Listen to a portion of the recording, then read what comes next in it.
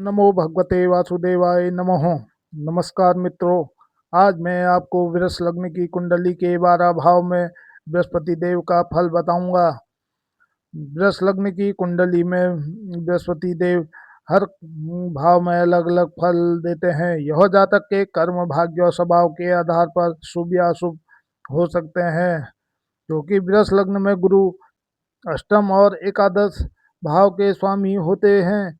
तो मित्रों, मैं अब आपको वृष लग्न की कुंडली के 12 भाव में बृहस्पति देव का फल बताऊंगा। अगर बृहस्पति देव वृष राशि के प्रथम भाव में आए तो लगन में जातक को बुद्धिमान, ज्ञानी और सम्मानित बनाते हैं।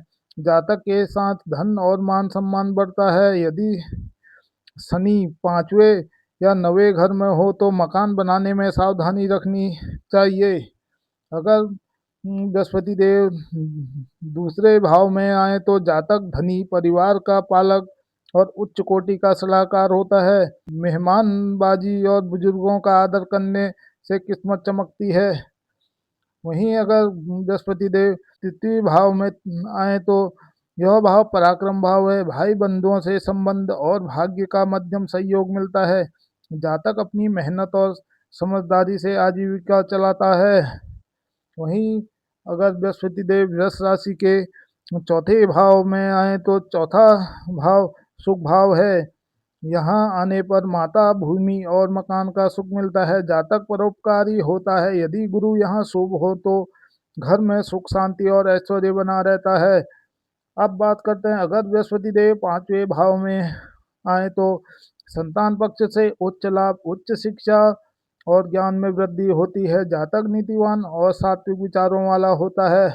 अगर बृहस्पति देव 6ठे भाव में आए तो यहाँ गुरु का प्रभाव मिला जुला होता है। जातक को शत्रुओं पर विजय मिलती है, लेकिन स्वास्थ्य और पेट से जुड़ी छोटी मोटी परेशानी आ सकती है।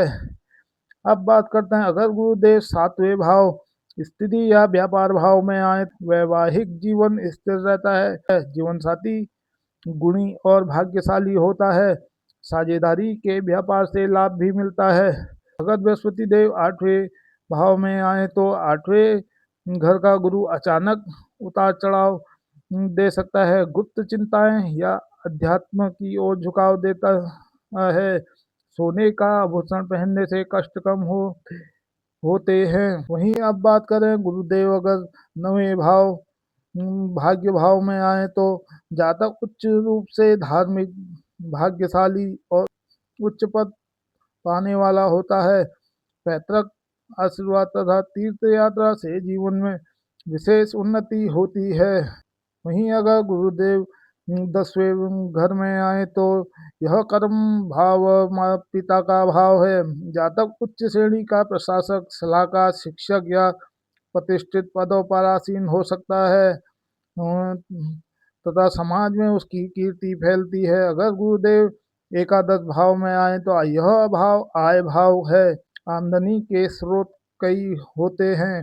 जातक अपनी सूझबूझ से धन संचय करता है, बशर्ते वह गलत मार्ग या लालच से दूर रहना चाहिए।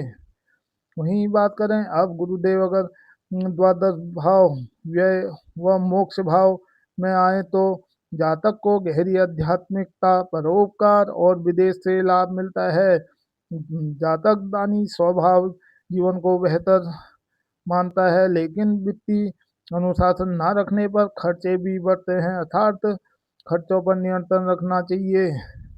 तो मित्रों, ये था वृष लग्न की कुंडली के 12 भाव में गुरु बृहस्पति देव का फल।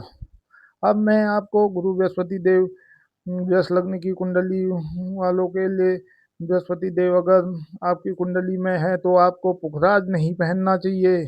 तो मित्रों, मैं आपको आपकी कुंडली के में अगर बृहस्पति देव कमजोर या नीच अवस्था के हैं तो आपको एक चमत्कारिक उपाय बताना चाहूँगा। उपाय बताने से पहले आपको अपने ग्रहों की स्थिति या डिग्री देख लेनी पड़ेगी। उसके बाद अगर आपकी स्थिति कमज़ोर है तो आपको अपने माथे पर रोज़ स्नान के बाद केसर का तिलक लगाना पड़ेगा।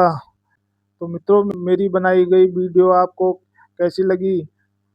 मेरे अगर आपको मेरी वीडियो पसंद आई तो मेरे चैनल को लाइक शेयर कमेंट और सब्सक्राइब कीजिए। धन्यवाद। जय माता दी।